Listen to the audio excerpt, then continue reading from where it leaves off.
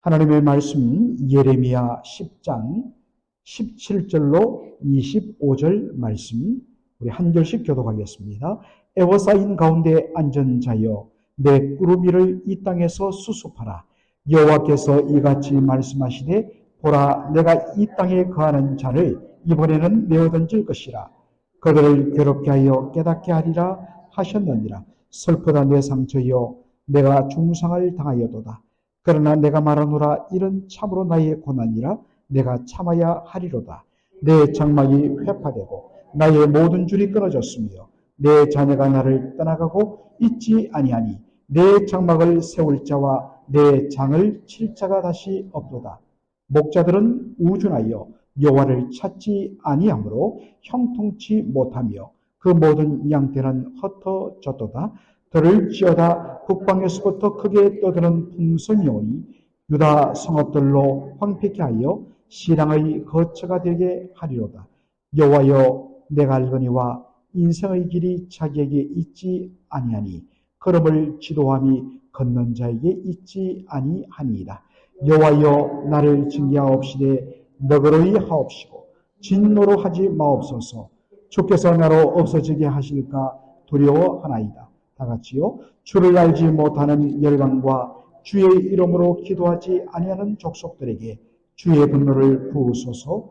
그들은 야곱을 씹어 삼켜 멸하고 그 거처를 황폐케 하였나이다. 아멘.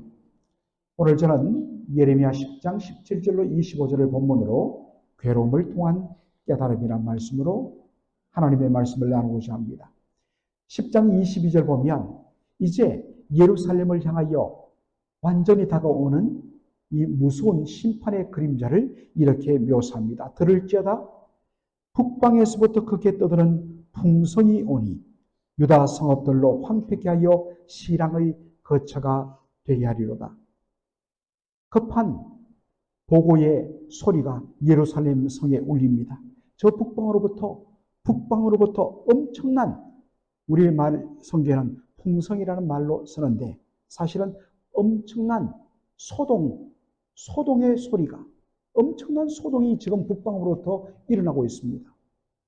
그것의 실체는 예루살렘을 함락시키고 남왕국 유다의 모든 성읍들을 다 무너뜨리기 위하여서 북쪽에서부터 내려오는 바벨론 군대의 소리라는 것입니다. 그리고 그 예상되는 결과는 예루살렘을 포함한 유다 모든 성읍들이 다 황폐케 되어서 완전히 초토화됨으로 말미암아 거기에 사람이 살지 못하니까 그 폐허더미에 덤성덤성 풀이 나는데 거기에 시랑, 자칼, 그러니까 삼표범이라든지 이런 맹수들, 짐승들이 거기에 거하는 짐승들의 처소로 완전히 황폐케 될 것이라 라는 표현입니다.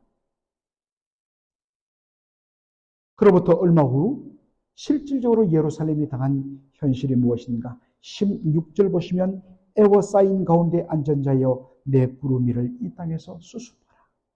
여러분 여기에 애워싸였다 이 말은 바로 성이 군대에 의해서 완전히 둘러싸여서 포위된 것을 말합니다. 실질적으로 바벨론 군대에 의해서 약 2년 반 동안 예루살렘 성이 완전히 포위를 당합니다. 그래서 그 어떠한 것들도 들어가고 나가지 못하게 함으로 말미암아 성 안에서 있던 것들이 진짜 나중에는 물 한 방울도 남지 않도록, 그래서 심지어는 배고프니까 자신의 자식들을 그렇게 죽여서 삶아 먹는 그 일들이 현실적으로 일어나고 드디어 견딜 수 없으니까 완전히 항복함으로 말미암아 바벨론 군대가 쳐들어 들어오는데 수많은 백성들이 포로로 끌려갑니다. 그래서 여기에 보니까 내 꾸러미를 이 땅에서 수습하라. 이것은 뭐냐?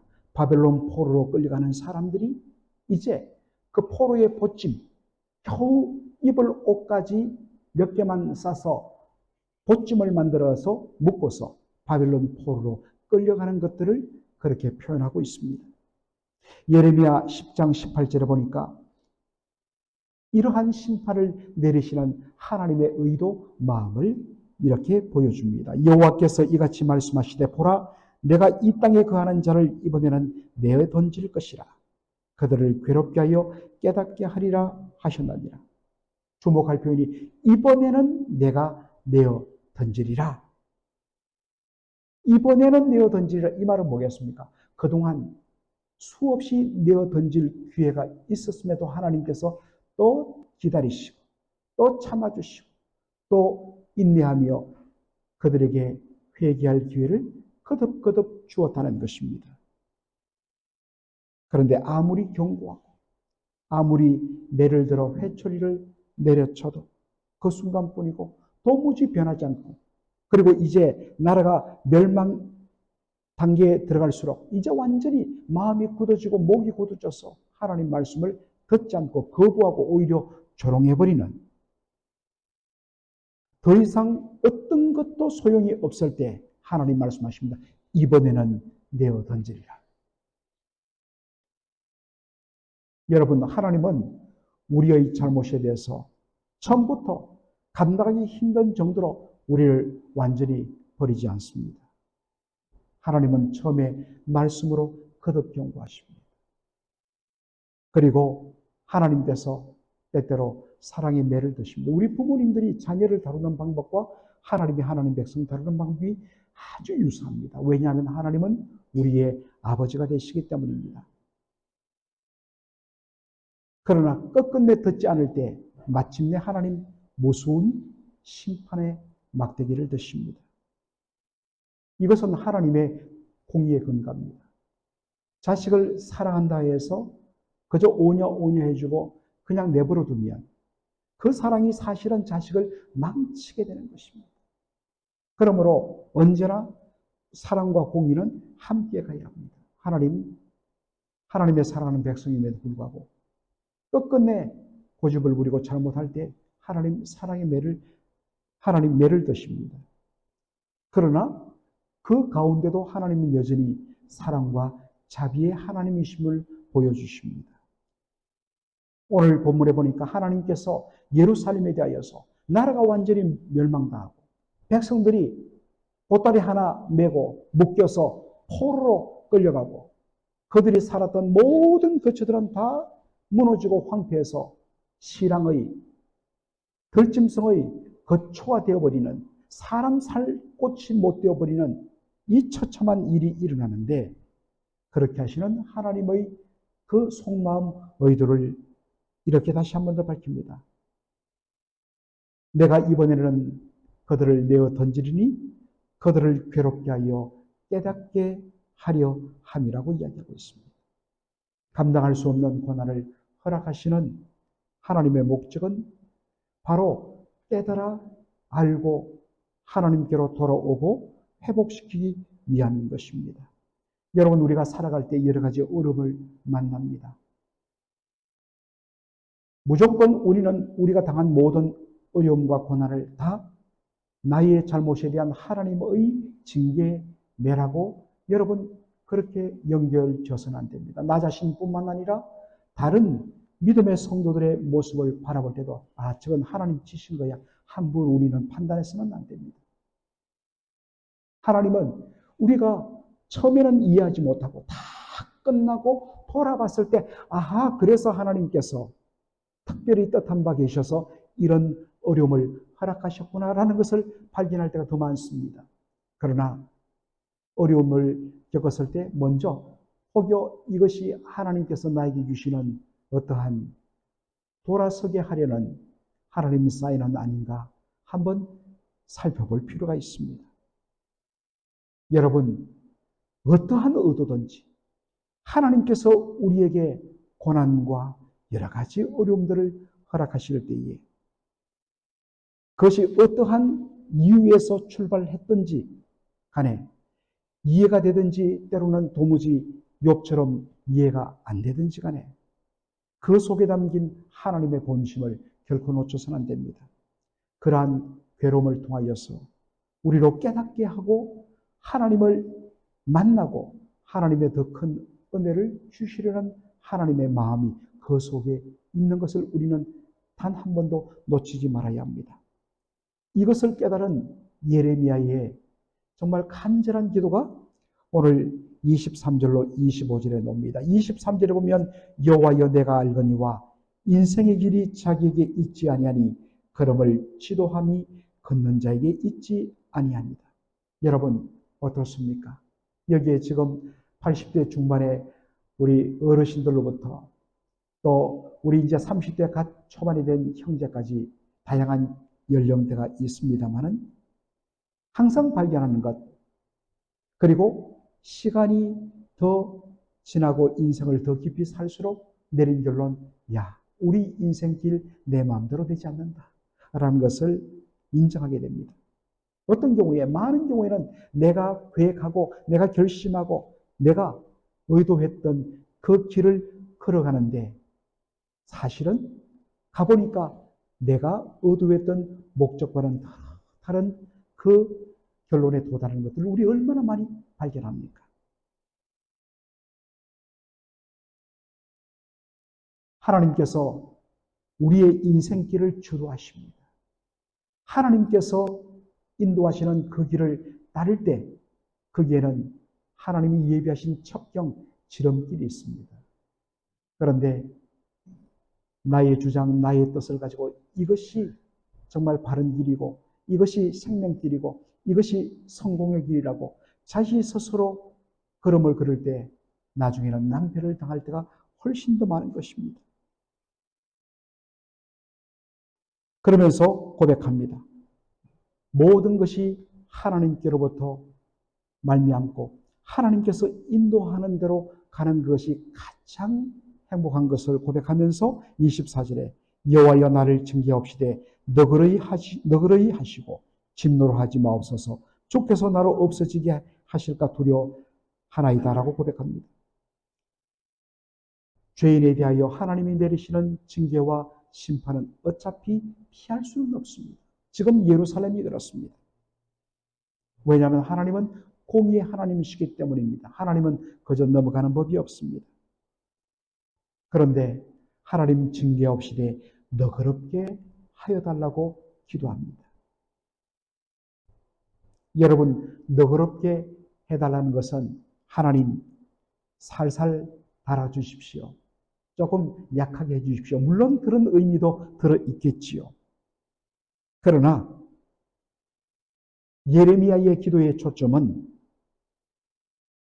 하나님의 징계의 의도와 목적이 진노 가운데 우리를 완전히 없애는 데 있는 것이 아니라 최종적인 목적은 우리를 살리는 데 있습니다.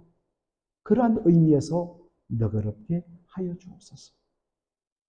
하나님은 그런 의미에서 우리를 언제나 너그럽게 대하십니다. 25절에 보니까 지금 이스라엘을 예루살렘을 함락하고 남한국 유다를 멸망시키고 백성들을 포로로 끌려가고 나라를 완전히 초토화시키는 그 북방의 세력 바벨론 나라에 대하여 이렇게 말합니다. 주여 그 열방에 대한 하나님의 진노를 행하여 달라고 기도합니다. 이유는 원래 하나님이 바벨론을 사용하신 목적입니다. 바벨론은 자기가 당시 세계의 최강 대국이었기 때문에 그 엄청난 군대를 가지고 동서남북으로 가면서 심지어는 저 남쪽 애국까지 내려가서 완전히 군대로 다 짓밟고 우리가 이 모든 나라들을 차지해서 세계의 최강임을 우리는 드러낼 수 있다고 자부하면서 군대를 끌고 왔습니다. 그런 바벨론 군대 앞에 이 무너져가는 남한국 유다는 아무런 정말 방해 세력도 힘도 한번 못 쓰고 무너질 수밖에 없습니다. 그러나 사실은 하나님께서 말씀하십니다. 내가 바벨론을 내 백성을 위한 심판의 막대기로 내가 너희를 사용했다고 말씀합니다. 그런데 이 세상 나라의 힘센 자들은 착각을 하는 거예요. 왜 우리가 이런 힘을 가지게 되었으며 왜 우리나라가 이렇게 강대국이 되었는가? 이거는 우리가 잘나서가 아니라 하나님이 우리를 바로 하나님의 일을 위한 도구로 쓰시는구나 라고 생각이 드는데, 당연히 그런 생각 안 하죠. 자신의 힘에 취해서. 이건 우리가 잘났기 때문이고, 그리고 심지어 우리 바벨론이 섬기는 바벨론의 신 벨신이 우리에게 이런 힘을 줬기 때문이라고 그렇게 생각하면서, 그 하나님이 의도하신 심판의 막대기로 하나님께서 그렇게 힘을 주셨는데, 그것을 가지고 완전히 남은 유다를 무너뜨린 정도가 아니라 수많은 백성들을 다 죽여버리고 여호와의 성전을 파괴해버리고, 정말 해도 너무한 그러한 일들을 범한 것입니다. 여러분, 요즘 한국의 여러 가지 교권 문제 때문에 지금 나라가 난리죠. 부모가 옛날에 우리 많이 그러지 않습니까? 우리 시절에는 막 선생님들이 얼마나 험하게 때렸습니까? 그런데도 집에 가면 부모님들이 똑불방을 때립니다. 야, 이놈 자식아, 네가 잘못했기 때문에 선생님께 맞은 거지.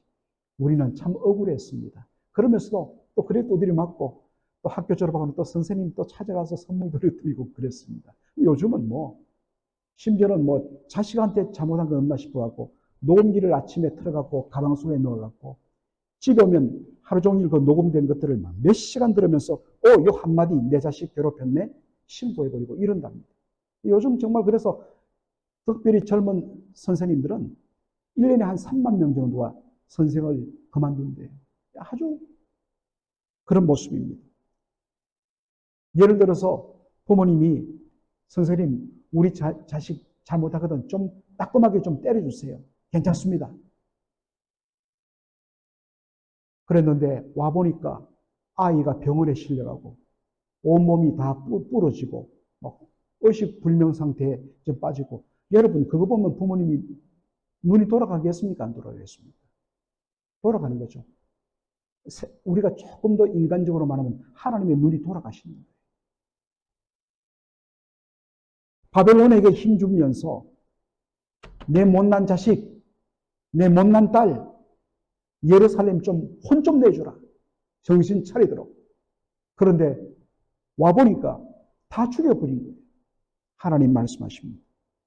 이것을 바라보는 예레미야가 하나님 앞에 울부짖습니다. 하나님의 백성들, 비록 못났지만 하나님의 백성인데 그들을 완전히 죽이고 살육한 이 열방의 군대를 하나님 완전히 멸하여 주옵소서. 여러분, 하나님은 우리를 위하시는 하나님이십니다. 때로 우리에게 고난을 허락하시지만 그것은 정말 우리를 바르게 만들기 위한 하나님의 사랑의 매입니다. 그조차도 하나님의 사랑입니다. 결국 하나님은 우리를 외면하시거나 미워하시거나 버리시는 분이 아니십니다. 하나님은 여전히 우리를 하나님의 자녀로 그렇게 여기고 계십니다. 여러분, 그것이 바로 우리의 존재입니다. 우리가 이 땅에서 당당하게 살아갈 수 있는 유일한 근거는 하나님이 우리 아버지가 되신다. 내 뒤에 하나님이 계신다. 이러한 담대함으로 이 땅을 살아가는 저와 여러분 되기를 주의 이름으로 축원합니다. 아멘. 살아계신 우리 아버지 하나님, 은혜와 사랑을 감사드립니다. 오늘 우리 주님께서 예레미야 10장 후반부를 통하여서 하나님 아버지의 마음을 알게 하여 주시니 감사합니다. 하나님이 거듭 이스라엘 백성들에게 기회를 주셨건만 끝끝내 외면하고 하나님의 그 사랑을 거부하고 무시하고 조롱하고 마음을 굳게 하였을 때 하나님 마침내는 참지 아니하시고 버리시고 내어 던지시지만 그러나 그것조차도 그러한 고난을 통하여 깨닫게 하고 돌아오게 하려는 하나님의 사랑이 그 속에 변장되어 숨어있는 것을 발견하게 되었습니다. 하나님은 여전히 우리의 아버지십니다. 하나님은 여전히 우리의 아버지로서 우리를 지키고 계십니다. 아버지 하나님, 이 믿음의 사실을, 이 믿음의 확신을 가지고서 하나님 내게 계시고 우리 하나님은 나를 사랑하는 분이시라는 이 확신을 가지고 오늘도 담대히 우리 앞에 놓인 수많은 그러한 길들을 걸어갈 때 하나님 주께서 친히 다 우리의 삶을 인도하여 주옵소서. 하나님께서 인도하시는 그 길, 우리가 보기에는 조금 험한 길이요, 먼 길이요, 그렇게 눈물의 골짜기처럼 보이지만 사실은 그것이 바로 하나님의 은혜의 보좌 앞으로 나가고 하나님께서 우리에게 복 주시는 바로 지름길이 되는 줄 믿고 오늘도 하나님의 인도하심을 온전히 의지하며 나가는 저희들 되게 하여 주시옵소서. 예수님의 이름으로 기도합나이다. 아멘.